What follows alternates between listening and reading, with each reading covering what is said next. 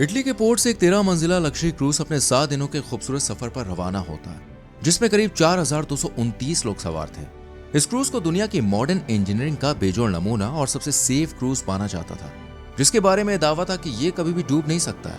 लेकिन सफर की पहली ही रात में कुछ ऐसा होता है कि यह पूरा क्रूज चीख पुकार की आवाज से गूंज उठता है। जो लोग लिफ्ट में फंसे हुए थे वो उसी में दम तोड़ देते हैं और रोशनी से जगमगाता हुआ क्रूज अंधेरे के साए में हमेशा के लिए डूब जाता है। लेकिन क्यों और कैसे, क्या हुआ था? अगर आप इस कहानी को डिटेल में जानना चाहते हैं तो वीडियो में एंड तक मेरे संग बने रहिए। Welcome to gripping tales. मैं हूं समीर आपके संग, और आज जिस क्रूज की मैं बात कर रहा हूं उसका नाम है कोस्टा कॉन्कॉर्डिया।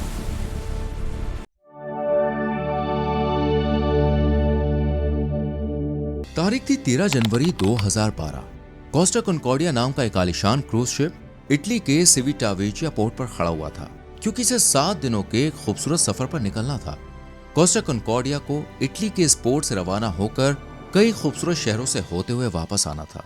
ये कोई नॉर्मल क्रूज नहीं था, बल्कि इसे उस दौर के मॉडर्न इंजीनियरिंग का मास्टरपीस माना जाता था, जो लोगों को सही सलामत लाने और ले जाने की गारंटी देता था। टाइटैनिक की तरह ही इस क्रूज के निचले हिस्सों को भी अलग अलग वाटरटाइट हिस्सों में बांटा गया था। इसमें दुनिया के सबसे एडवांस कंप्यूटर और रडार सिस्टम लगे हुए थे, जो समंदर के अंदर मौजूद किसी भी खतरे या चट्टान को मीलों दूर से ही भांप सकते थे। यही नहीं, क्रूज पर हजारों लोग की जान बचाने के लिए दर्जनों लाइफ बोट्स 24 घंटे तैनात थी। इन्हीं सब वजहों से पैसेंजर्स को ऐसा लगता था कि वो दुनिया के सबसे सेफ और आलीशान क्रूज पर है, जो 13 मंजिल ऊंचा था। आपको बता दूं, कोस्टा कॉन्कॉर्डिया के हर फ्लोर का नाम यूरोप के मशहूर देशों के नाम पर रखा गया था। इस क्रूज में कुल 3780 पैसेंजर्स और लगभग 1100 क्रू मेंबर्स के रहने की जगह थी। यानी ये करीब एक बार में 4880 लोगों को समंदर की सैर करा सकता था, वो भी पूरे ऐशो आराम के साथ। जी हाँ, कोस्टा कॉन्कॉर्डिया के अंदर कदम रखते ही ऐसा लगता था जैसे आप लास वेगास या पेरिस के किसी आलीशान इलाके में आ गए हैं। इसमें पैसेंजर्स के एंटरटेनमेंट के लिए कई सारी फैसिलिटीज मौजूद थी, जैसे एक शानदार 3 मंजिला थिएटर जहां लाइव शोज होते थे, एक चमचमाता हुआ कैसीनो और एक बहुत बड़ा डिस्को थे। साथ ही कई सारी इसमें लिफ्ट्स भी थी। आपको बता दूं, क्रूज पर 4 स्विमिंग पूल्स थे, जिनमें से 2 पूल्स पर कांच की ऐसी छतें थीं जिन्हें मौसम के हिसाब से खोला या बंद किया जा सकता था। इसके अलावा इस पर दुनिया का सबसे बड़ा तैरता हुआ सामसारा स्पा था, जो 2 मंजिलों में फैला हुआ था, और इसमें जिम, टर्किश बार जैसी कई चीजें थीं। यही नहीं, कोस्टा कॉन्कॉर्डिया में 5 वर्ल्ड क्लास रेस्टोरेंट्स, 13 अलग अलग थीम वाले बार और कैफेज थे। वहीं रहने के लिए कुल 1500 आलीशान कैबिन्स थे, जिनमें से 505 कमरों में समंदर का नजारा देखने के लिए प्राइवेट बालकनी बनी हुई थी। इसी बात से आप अंदाजा लगा सकते हैं कि क्रूज कितना लग्जरियस होगा, जिस पर सफर करना हर इंसान का ख्वाब था।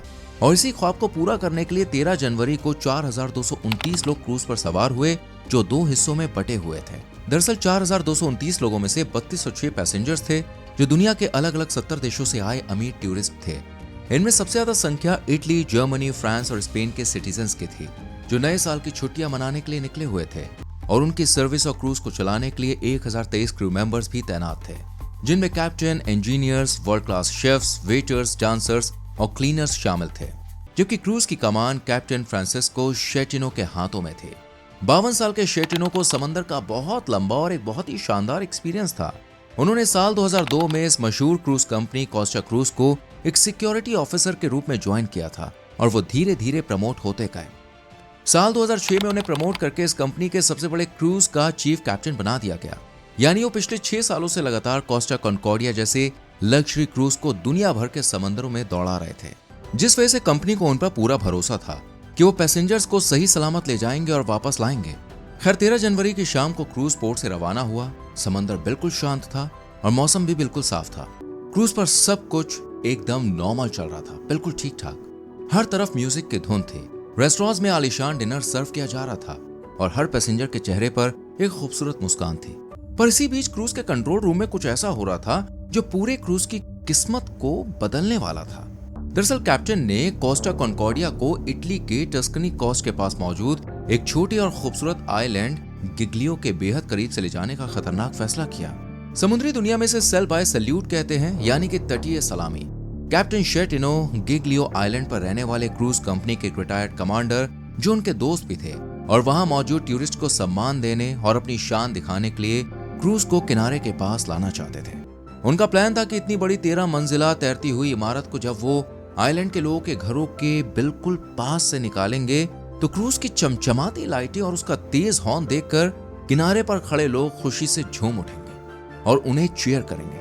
हालांकि कंप्यूटर और सैटेलाइट के तय किए गए सेफ रूट के मुताबिक इस क्रूज को गिग्लियो आइलैंड से कम 7 से 8 किलोमीटर दूर से गुजरना था, लेकिन कैप्टन शेटिनो रूल्स को ताक पर रखकर इसे किनारे से महज 150 से 200 मीटर की दूरी पर ले आए।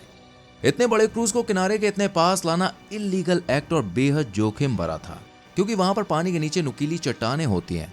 लेकिन शेटिनो को अपने एक्सपीरियंस पर इतना घमंड था कि उन्होंने कंप्यूटर के अलार्म और रडार की वार्निंग्स की कोई भी परवाह नहीं की।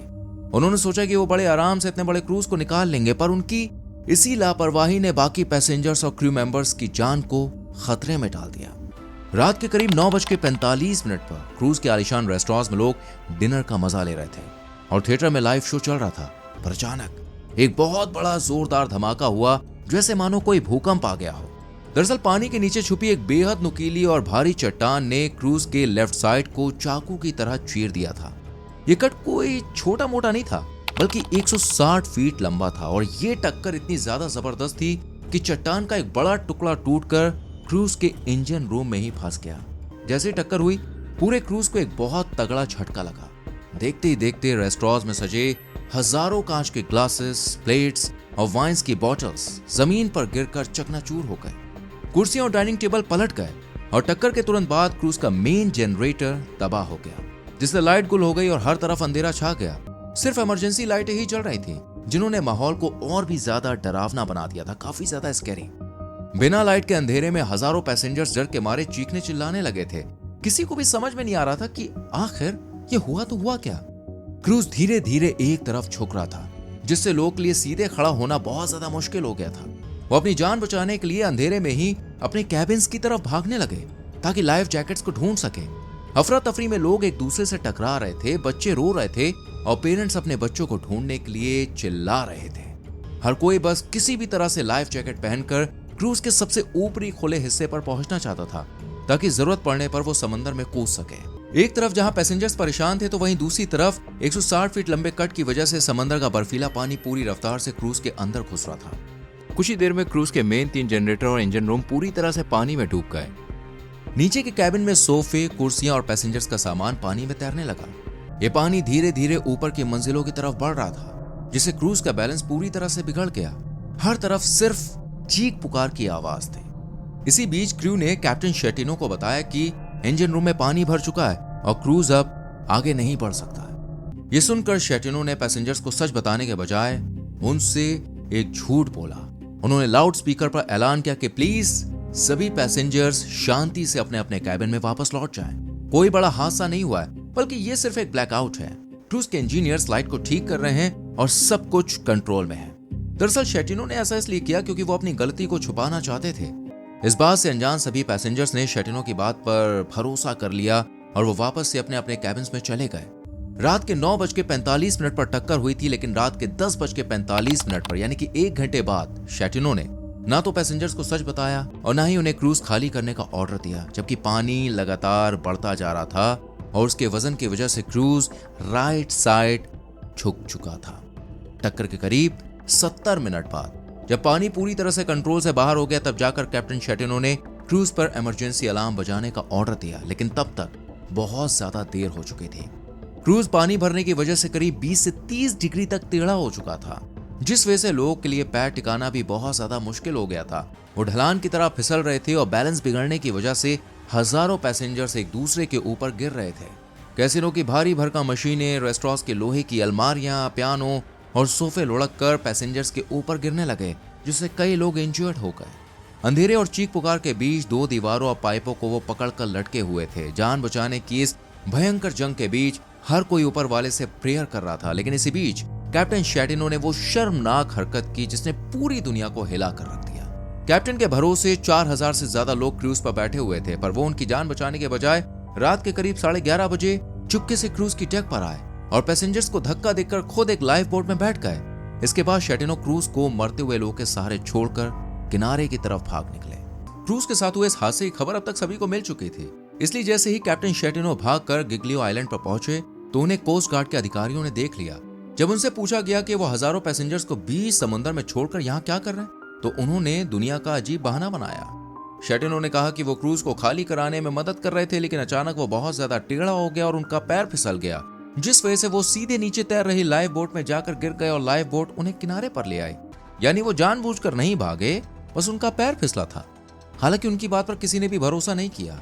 उस रात कोस्ट गार्ड के एक जाबाज ऑफिसर ग्रेगो रियो कंट्रोल रूम से रेस्क्यू ऑपरेशन संभाल रहे थे।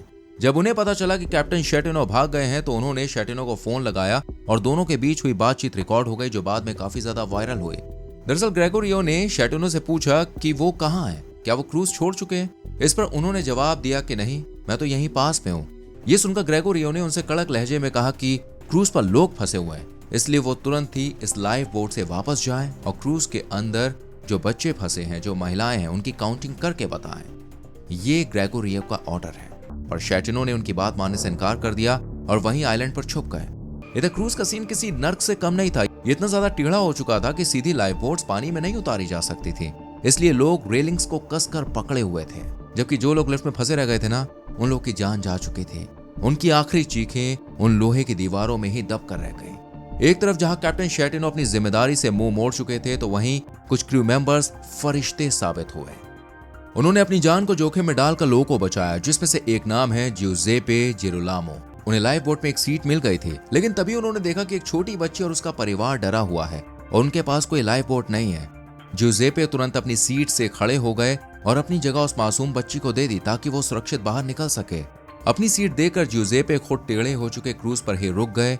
अब क्योंकि उन्हें तैरना नहीं आता था, इसलिए जब क्रूज पूरी तरह से पलटा तो वो खुद को बचा नहीं पाए और समंदर में डूबने से उनकी जान चली गई। इस तरह की और भी कई कहानियां उस रात देखने को मिली।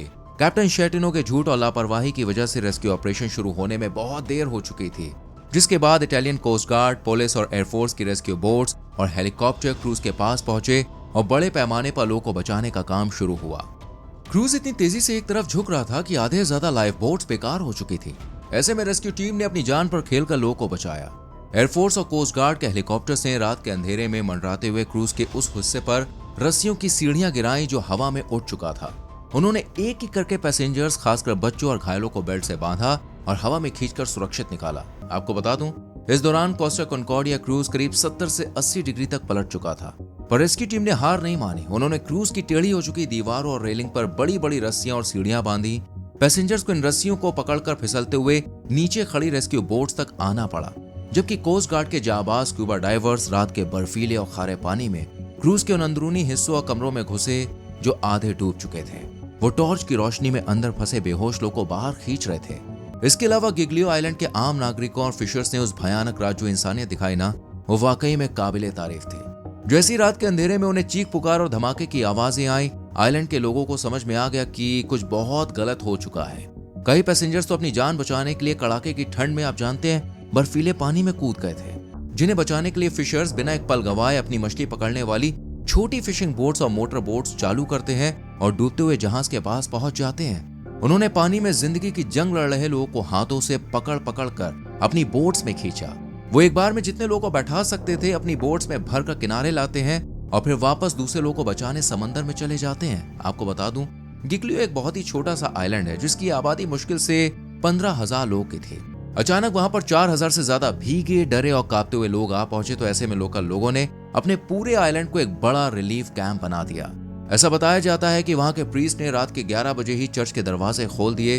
जो लोग गीले कपड़ों में ठंड से कांप रहे थे, उन्हें चर्च के अंदर बैठाया गया और लोकल लोगों ने अपने घरों से चादरें, कंबल, स्वेटर, जैकेट्स, जो भी गर्म कपड़े उनके पास थे, वो सब कुछ उनको दे दिए ताकि वो ठंड से बच सकें। उन्होंने पैसेंजर्स को चाय और बिस्किट वगैरह भी दिए।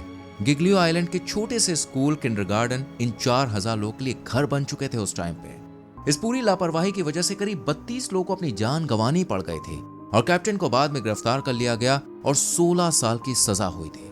जबकि समुद्र में आधा डूबा हुआ वो विशाल क्रूज अगले 2.5 साल तक उसी आइलैंड के पास एक डरावने अजूबे की तरह पड़ा रहा। उसे वहां से हटाना दुनिया के इतिहास का सबसे मुश्किल इंजीनियरिंग काम था। सितंबर 2013 में दुनिया भर के इंजीनियर्स ने मिलकर एक अनोखा ऑपरेशन शुरू किया। बड़ी बड़ी क्रेन्स और स्टील के केबल्स की मदद से उस टेढ़े क्रूज को धीरे धीरे सीधा किया गया और जुलाई 2014 में उसे पानी में दोबारा तैरने लायक बनाकर वहां से जेनुआ शहर ले जाया गया, जहां उसे पूरी तरह से तोड़कर स्क्रैप कर दिया गया। इस पूरे हादसे के बाद गिग्लियो आइलैंड की किस्मत बदल गई। 2.5 साल तक वहां पर हजारों इंजीनियर्स और गोताखोर रहे, लेकिन सबसे खास बात यह रही कि पूरी दुनिया ने गिग्लियो के लोग की तारीफ की। उन्हें उनकी बहादुरी और मेहमान नवाजी के लिए कई नेशनल और इंटरनेशनल अवार्ड्स भी मिले। वेल देखिए, जो पूरी स्टोरी है ये आपको क्या सिखाती है और आपको कैसी लगी है पूरी स्टोरी, अपनी राय कमेंट सेक्शन में प्लीज दीजिएगा। हम आपके कमेंट्स को जरूर रीड करेंगे। वीडियो को लाइक और शेयर करें और ऐसी और ग्रिपिंग टेल्स के लिए हमारे चैनल को सब्सक्राइब करके बेल आइकॉन प्रेस करें, जिससे आने वाली वीडियोस के नोटिफिकेशंस आपसे मिस ना हो।